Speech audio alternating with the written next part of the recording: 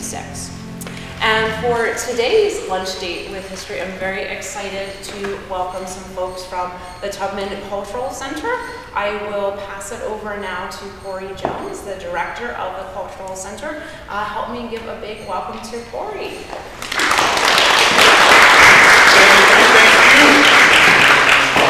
And so I do need to log in really quickly. And I have a couple of just kind of sidebars before we get officially started. So first, want to also give acknowledgement to a couple of our board members. And so we'll kind of talk about how Tubman is made up and our kind of government nonprofit partnership. But we have Keith Coleman and Cheryl McLeod here, who are two members of our board. And so to you all, definitely feel free to jump in at any moment. My goal today is to kind of take us through the experience of the Cultural Center, which includes the history, but we like to call ourselves a living museum, right? So we have an actual museum within our facility, but it is our goal at some point for every space within the building to be a piece of the museum. And that'll make sense because some of our spaces we call multi-purpose spaces, so we use them in kind of a new way. Other, just quick note, there are a couple of videos in the presentation I thought were kind of important to show. So I'm a visual learner, so if I don't see it kind of mapped out, it won't really make sense to me. The videos in the downloaded version I had were not really working, so I'm using a presentation from another group. So some of the information won't entirely make sense, but I will cater it to what we're talking about today. Any questions before we get started? Great. By a show of hands, who is familiar, we'll say on a scale, or how familiar are you? We'll say 1 being the very least, or 0 being the very least. 5 being you basically live there. How familiar are we with Harriet Tubman Cultural Center and or Harriet Tubman Junior Senior High School? The Cultural Center. I've been to the Cultural Center. Okay, good. And so for anyone who is not familiar, the Harriet Tubman Cultural Center is what we currently go by. Our facility was built with the intention of being Harriet Tubman Junior Senior High School. And so the building was actually built in 1949. And we'll talk about kind of the process that we transitioned from being a school into a cultural center currently. But all right, let's get started. So a couple of things before we get started. These are a couple of pictures. Most of the pictures on the screen right now are of students and community members when it was a school. The only picture new is this. But the rest of these, so we have, and we'll go through each of the spaces, so some of these names will kind of make sense as we go throughout, but some activities in the auditorium, a physical education class. This is some folks meeting, taking a picture outside of the school, and then it looks like we have a wood shop class right here.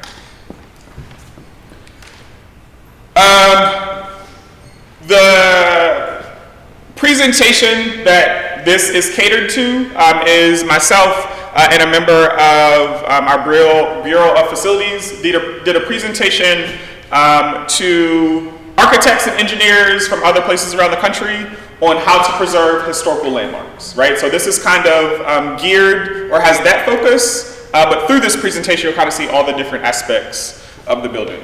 I think I said this, but I'm Kori. I didn't say that.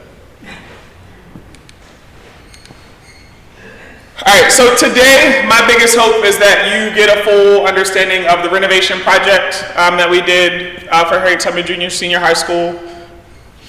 Okay, so some of these updates didn't happen. But we'll go through kind of the renovation, kind of some of the things that we do now, and then you'll get a chance to see some of the spaces and kind of the purpose that we live in this moment. The pictures on this slide are all of our activities after renovation. We do our best to not just showcase the history of the facility, but to also find ways to bring the community inside, right? What that looks like is a lot of different programming. And so the purpose of our museum and purpose of the artifacts throughout our building is to uplift the legacy of Harriet Tubman Junior Senior High School. And so the building really focuses on the students and the families of the school. The name of that school, again, was Harriet Tubman Junior Senior High School. So there's very little information about Harriet Tubman herself. It is more about the school and the legacy of African Americans here in Howard County. All right, so our sweet Tubman. You may be able to see some of those pictures, but again, Harriet Tubman Junior Senior High School opened in 1949. And so this was the only school, the only secondary school for African Americans in Howard County. So no matter where you lived in the county, you had to make your way to an area which was called Simpsonville. Right now, it is considered a part of Columbia. So if you're familiar with where Appleton High School is, Appleton High School is actually built on the land of Harriet Tubman Junior Senior High School. So it's right next door. The school closed in 1965 through desegregation.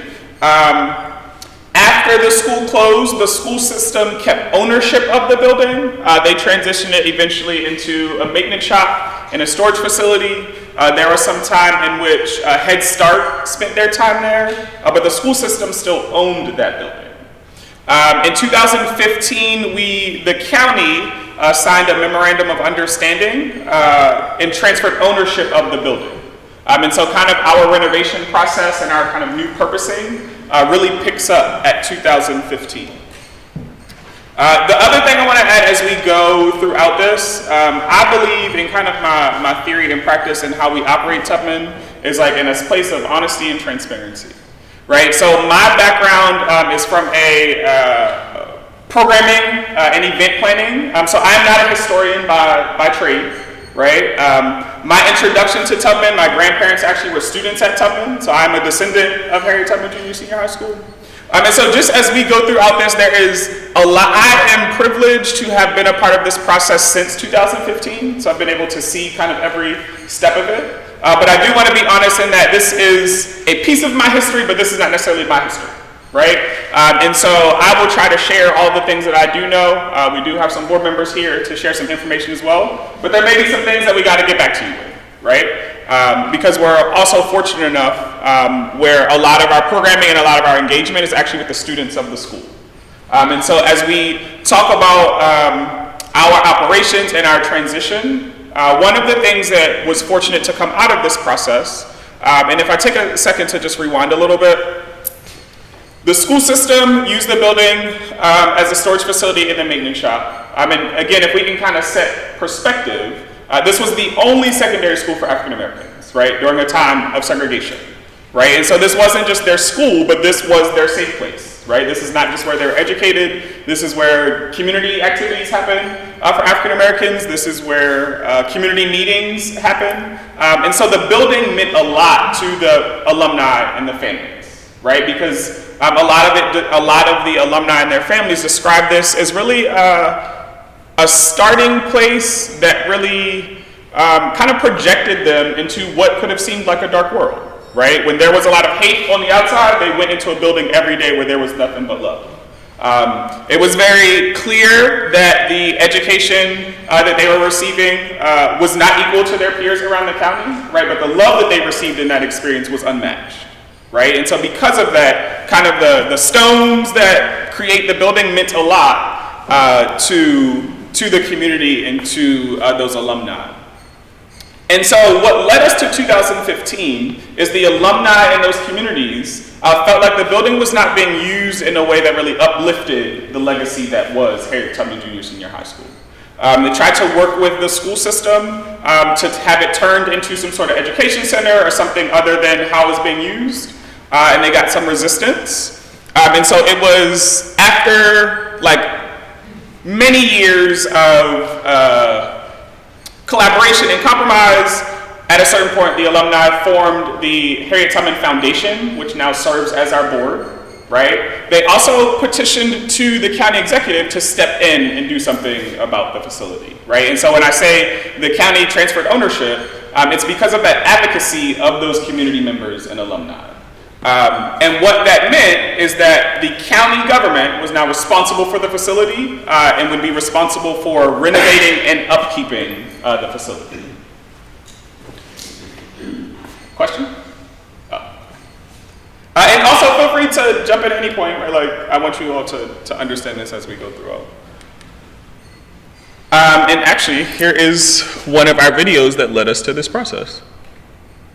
This is a very important day, and I see the neighbors here from Grassroots. Andrea, thank you for being here as well. And this is very important, and it's certainly not something that's happening because of me. It's because of a community coming together. Folks from the state delegation, from the local delegations, from the county council, from previous county executives to the superintendent now, maybe previous superintendents and school boards. I mean, this is something we've been working for many, many, many years. There's been a goal and a desire to save this building and to make sure it's here for future generations to use, but also to continue the culture, to continue the understanding of what happened here. I had an opportunity, Bessie invited me to come to a tour of the building not too long ago, and it was so much fun for me to walk through these halls with former students and to see the excitement in their eyes and to hear them tell the stories. I don't want that to go away. I want all of us to know about those stories forever, and our children and their children, because Howard County wasn't always the county we have today. That's right. You know, I could tell Dottie we don't have that much time, but it is such an important part of our history that I don't want it to take a backseat ever. And I want people, I want my children, I want my grandchildren, I want all of our grandchildren to say, you know what? Back in the 50s and 60s, Howard County was going through a really tough time, but there were people who cared, white and black, from all nationalities, from all sexes, from all communities, who cared about Howard County and were willing to stand up and make a difference. And so I want this building behind us to be a place where people can come to remember, to celebrate, to acknowledge all of what has happened in the past. And so it's my goal to be part of that. And I know it's a beginning of a process. This is not over. This is not the end. This is the beginning of a process.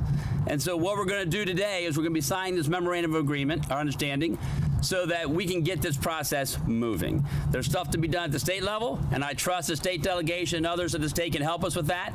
There'll be stuff to be done at the local level, and I trust that Mary Kay Siggety and the members of the county council will work with me to make that happen.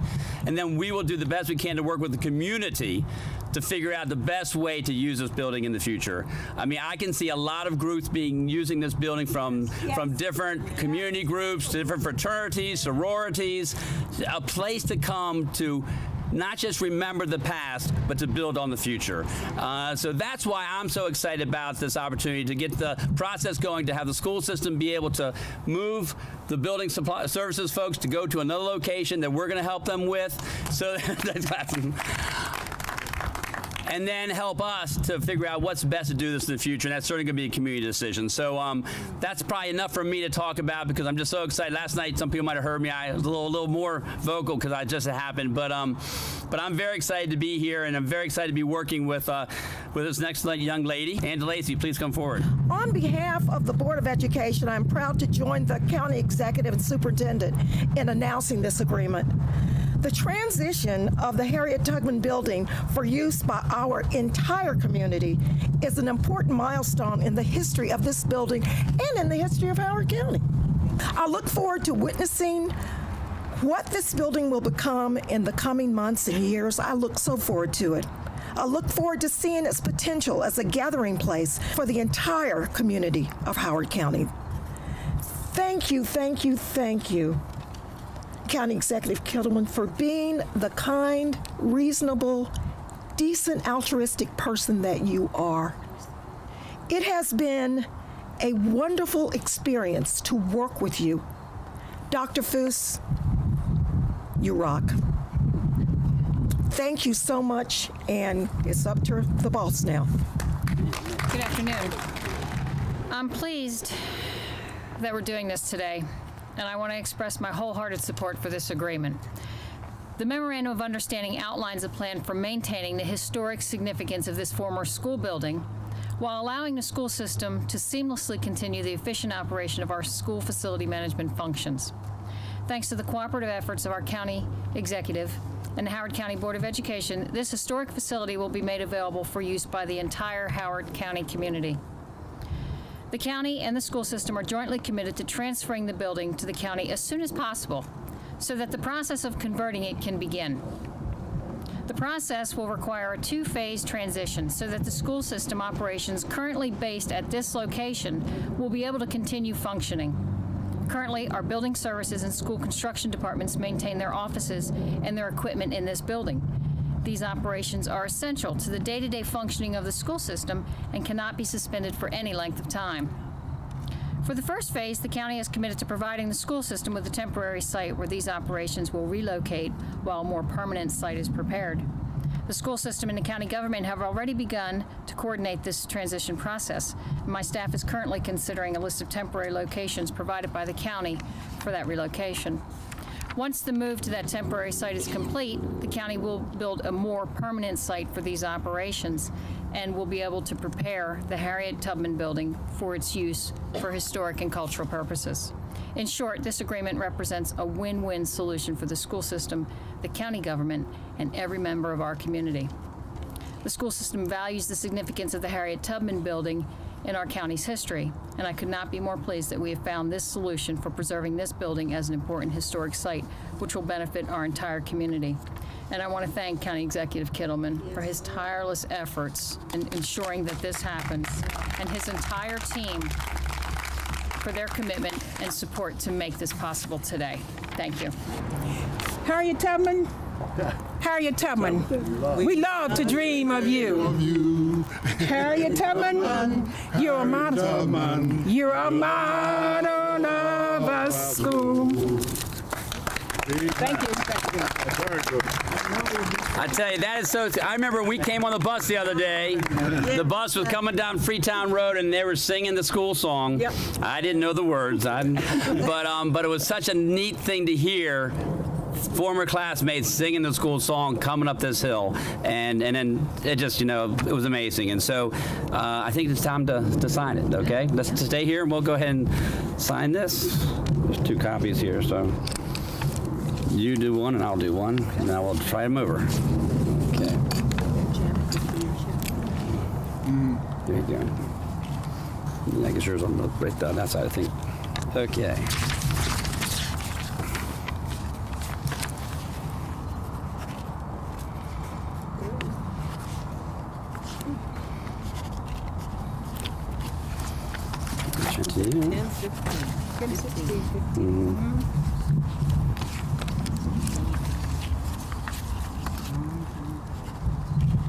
Okay. In honor of all the folks who fought, including Silas and Morris and Elhart, John Wesley, and so many more. So many more. And I'll tell you, well, he was a small part. He would tell you he was a small part. But anyway, thank you for being here. It's a very important day, and I just look forward to being able to come here one day and we can all walk in here and say, this is a community building to remember the history and forge the future. Thank you very much. Thank you. Thank you so much. Thank you. Thank you. Thank you. Thank you for coming. That was in 2015, right? And so I wanted to start there because we didn't open until 2022, right? And so that process that was described there was actually an 8-year process. But luckily, at the end of the 8-year process, this is where we ended. And so in a moment, you'll get to see literally what some of that transition looked like. But in our current existence, we have a couple of different things that we have available and that we offer. So I'll kind of do it from the back so everyone can see it. So we do have, we do have a museum. For reference, everyone here is invited to come see us. When you come see us, know that our front entry is here, right? And so you'll pull in, you'll park here. Sometimes you'll want to go to the auditorium, but the only front entrance is the glass vestibule. Also for reference, when you come in, the only thing that was added to the school was that glass vestibule. Everything else is the original school. And so while the inside looks a little different, and we kind of created took what were some classroom spaces and created a new use, the building structurally is the same way that it looks when it was a school. So we've added, I was going to say a couple of things. A lot of things. We have what we call our exhibit spaces, and so that includes a museum. And so inside the Harriet Tubman Cultural Center is our museum called In the Light. It is the history of African Americans in Howard County. It's a 3-room museum. And so the first room looks at the era of enslavement. What did that look like in Howard County? The second room we call somewhat of a Hall of Fame because it showcases a lot of our African American firsts here in the county specifically. And then our third room brings us up into desegregation, right? So what does education look like? What are some of the historically black communities that were located in the county? As well as there's some space dedicated to the Howard County branch of the NAACP, as well as the Black church as an entity. Because those two entities traditionally have played a large role in the advancement of African Americans here in Howard County. In addition to our museum, our other exhibit spaces, we have a recreated classroom, and so you can kind of see what a classroom might look like during that time of a school. And then we have what we call our veterans room. So a lot of the students went off to serve in the armed forces. And so one of our meeting spaces, because again, our goal is to be a living museum, right? So there's a lot of spaces where we reserve and we rent, but there also is information in there that you can learn from. And so that space, our veterans room, so showcases a lot of the activities of our vets. And then we have a space that we call the principal's office. So in the existence of the school, there were 2 principals during that time. So Dr. Kraft, Dr. Silas Kraft, and Mr. Elhawk Fleury. And so our principal's office has some artifacts, a desk and a clock that were there when they were the principal, but then also some information about them as well. Right, and so those are our, what we call exhibit spaces, and then we have a lot of kind of new purpose spaces. And so one of the things that we added, and again, like I've been a part of this process since we were designing the building, so coming up what all these would be. And part of those conversations is like, we couldn't be a school without having a school, right? So we have a preschool in the back of the building. We took what was the library when it was a school and transitioned it into what we call a research library. So we don't lend any materials out, but folks are able to come in and enjoy the materials that we have. We have restored the auditorium, and we'll see what that looks like in a moment. We have what was the cafeteria and turned that into a multi-purpose spaces. And so one of the other things that we did when we renovated the building is we created a couple different multi-purpose spaces. And the goal was to be able for the community to come in and use them for whatever may be needed. And so sometimes meetings are held in them, sometimes birthday parties, graduation parties, Bible studies, we've had funerals and repasses, right? Like whatever the community kind of feels like the space would be adequate or relevant for. And then our 2 other spaces, we have a youth room, right? And so if you are familiar with that area, we are nested directly between Grassroots Crisis Intervention Center and Appleton High School, right? And so in terms of our purpose that we've kind of reclaimed and reopening is making sure we look out for our community members with the highest needs and our young people, because that is what the building has always done. And so our youth room is always open specifically for our young people, regardless of the time of day, regardless of the day of the week. That is a space that we do not reserve. Always has games, foods, snacks, whatever they need to kind of be okay. And then the last space that we have is our lounge. And so we have, in our exhibit spaces, those artifacts are typically don't change. We may update them on an annual basis, but it's not really more frequent than that. But our lounge is what we call our rotating museum. And so that changes depending upon what is really going on. And actually, Ms. Cheryl is actually the one who kind of curates and designs that space. So you want to speak to that a little bit? Sure. Very quickly, the space is like if you're going to a meeting and you come early, or you're waiting for your child to finish dance class or something like that. The lounge is a place where you can go. You can get a snack, you can get some coffee or tea, and you can also learn something about the African American story that occurred within that month. So, for example, right now, this is the month of May. So you will see 2 exhibits that are there, and we blend past, present, and future in that space. So we have a dedication for Memorial Day and Mother's Day. So, and you can see, we have Mother's Day cards and everything else. We have information about African Americans in the military. So as you're waiting, you can also learn and enjoy the space. So every month we rotate. So now we're coming up, we're in June. In fact, from here I'm going to the center. We're going to have, we have Father's Day, and we also have Juneteenth, and we also have voting.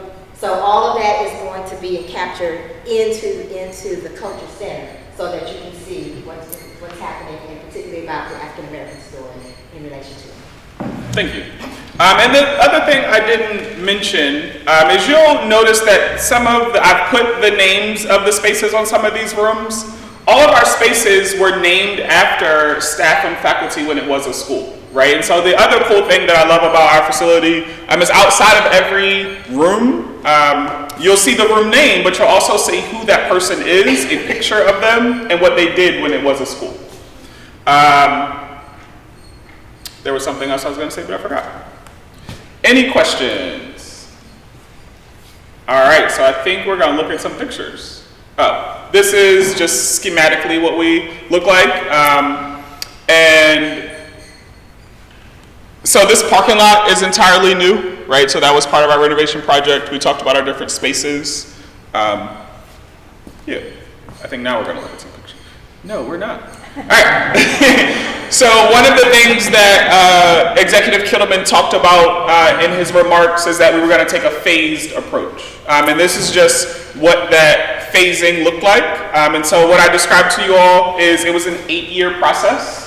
And what that looked like is we spent, while the school system spent the time moving out of the facility, finding a new facility, and basically moving out, we were deciding what the building was going to look like. So all of those room purposes and functions, we spent 3 years figuring that out. 2.5.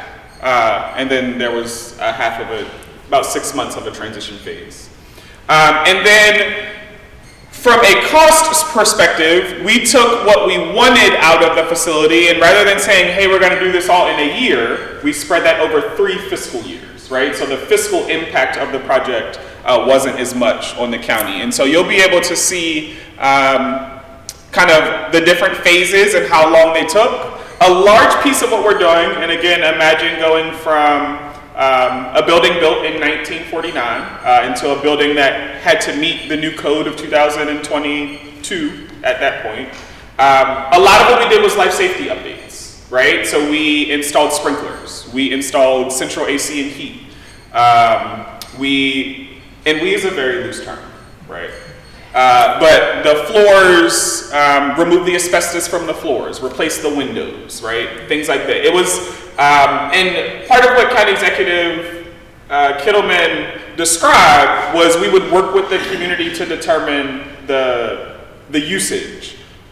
We did that on this project in a way that I've never seen the county do it on other projects. To the extent of, I am not of an age where I came up and our house had radiators. And so when it came to the radiators in the building, my suggestion was to get rid of all of them.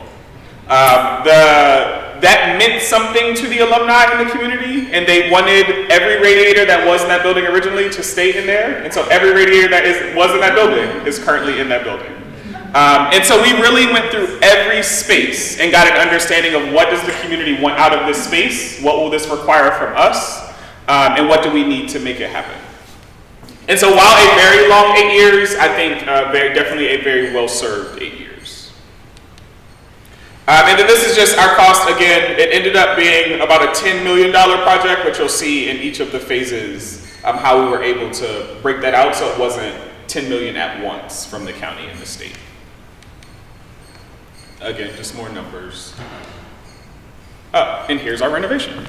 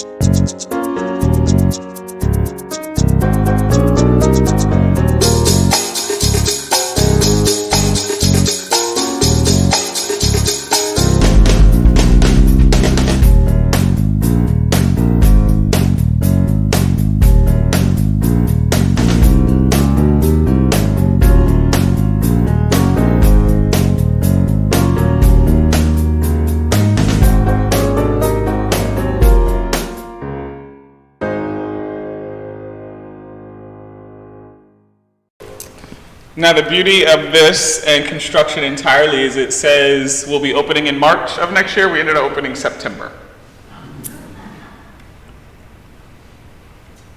There we go.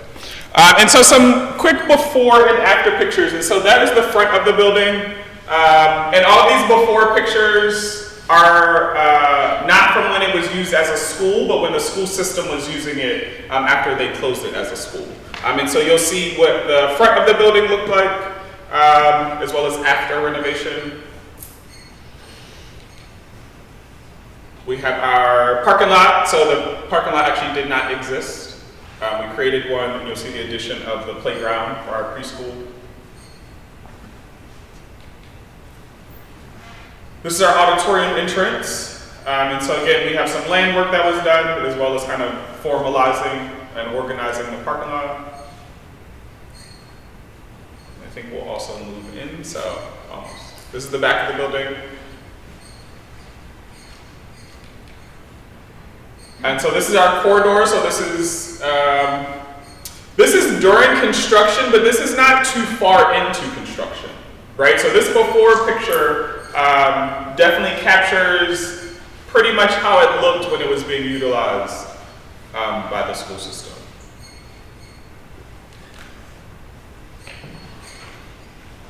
A lot of what you'll see that we did was very intentional, is adding some natural light. And so one of the things that you'll notice is there are large windows in every space, which brings a lot of natural light into our hallways. This is our recreated classroom space. And so this is before we organized it, which you'll see kind of what it was and what we were able to create.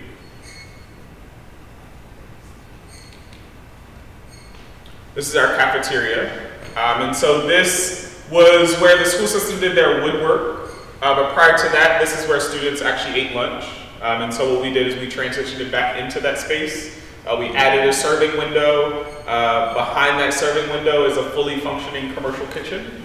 And so we actually were able to design a teaching kitchen. And so not only are like caterers able to rent in for events and stuff, but we're also able to have cooking classes.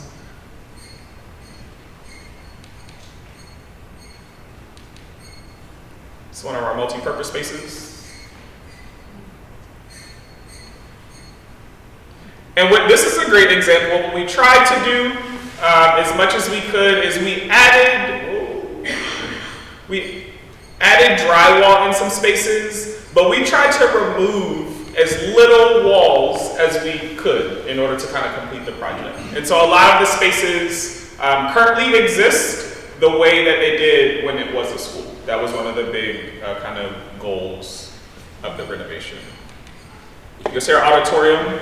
And so what is not displayed here is the school system had built a 2-story, like those storage units where it's just kind of different sections of things that you can store. So they built one out of wood. It was 2 stories. So that was taken down and renovated to look like it was when it was a school. One of the cool things that we were able to do is the marking on our gym floor is the same marking it was when it was a school. Go ahead. Were you able to retain any of the original floors? No. I know that the part of why they were removed was the asbestos under them, but I don't think that we kept any of it because of that reason. Because the note was in there, the quarter looked like it had terrazzo, and that looked original. No, and thank you for bringing that up. This picture is a prime example of that. We try to replicate what is not original. And so prime example, when you come in our building, the lockers that you see are the original lockers. We just painted them. The 90% of the doors are the original doors, we just stained them. Where we couldn't keep the original, we mocked it. And so a lot of the floors, the floor pattern is the original floor pattern, but it's not the original floor. Which also, I'll say part of what made the relationship with the foundation and the community so beautiful is because a lot of the things that we used to really create the building was things that folks had in storage units and basements in their house. And so we were able to really look at what was and create a design out of that, not based out of kind of our imagination. This is the basement, but I don't know if anyone has had to ever clean their own basement. I was just proud of we now have a good looking basement. All right, and then our last video. I'm so pleased to tell you that Howard County has won a record 51 awards from the National Association of Counties, the most in the state of Maryland. Here's one of our initiatives that was honored. So yeah, when the Harriet Tubman Cultural Center won 3 NACO awards, we were excited. We've only been open for less than a year. We opened last September. We still have a lot of work to do, so to win 3 awards for such great achievements, it's a great feeling. A lot went into the renovation of this building. We wanted to preserve the history of the building, so we did keep the lockers original. Some of the rooms, all of the room sizes are original. So the classrooms fit about 20 kids, and they're still those sizes right now. The cafeteria is the same size as it was. The auditorium, we redid the floors to recapture how it was back in 1949. So we wanted it to be a community/cultural center for all backgrounds and all ages. So we have rooms for all types of activities. We have a dance studio, we have a recording studio for both audio and video. We have a reading room for people to do research in. And then just general rooms for people to hold events such as baby showers, birthday parties, graduation celebrations. We also recently had a class reunion from the actual school. I want to say it was class of 1964. They had their reunion here last month. So right now we are in the Light Museum, and it kind of captures history of African Americans in Howard County from slavery all the way up to present day. Right now we are in the room that displays African American first and their achievements in Howard County. So the center won 3 awards from 3 different departments, one being Recreation and Parks, the other being DPW, Department of Public Works, and the other one being DTCS, Department of Technology Communication Services. Congratulations to our team here at Howard County Government. They continue to make Howard County the best place to live, work, play, grow, and thrive for all.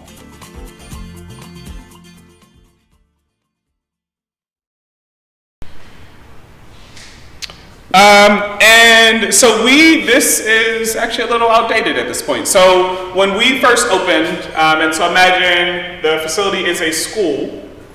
It closes for a long time, and then we renovated it and repurposed it. And so one of the things that we wanted to be very intentional about, because also understand there had been a community now built around the school that is accustomed to looking at this building but never going inside of it. Right? And so we really wanted to be intentional and focused around understanding how the community responds and reacts to the building before we plan a bunch of stuff. And so when we started, we planned very few things just to kind of get some testers of what people like, what people want to kind of engage in. At this moment, we do a lot more programming than we do at this point. But when we first opened, a lot of our focus, or some of what we did activities, and we continue to do this. We do an activity or a program called Community Circle for Those Who Mother. And so when we think about the life and the legacy of the building, it's always been about creating community, right? And how do we make sure that folks feel seen and heard, right? So one of the spaces we do that is for Those Who Mother. We do some community yard sales. Black History Fest was an event we used to do during Black History Month. Now we do a month of activities throughout Black History Month, as well as Juneteenth celebrations. We do some activities during the holiday season. And again, it is our mission to make sure that we're also supporting our young people, right? And so a lot of what we do, in addition to kind of the space or the room dedicated to our young people, is different activities and events for teens. And so that is a flyer of those. I think that is, this is some of our community feedback. Sometimes I will accidentally come across Google reviews of the Cultural Center. And so here are a couple that I just found. But it's really cool because we intentionally, sometimes we build things as we go as a matter of the circumstance. For us, we were very intentional about building as we went, right? Because we wanted to make sure that what we were building was what people wanted and would respond to. And so it's really cool to just see kind of our general community response, just kind of knowing that we are on the right path and right page. And I think that is everything. Yes, and so original presentation, this is the folks that did it, but I'm Kori, and I lead the Cultural Center. Thank you. Any questions? Questions, go ahead.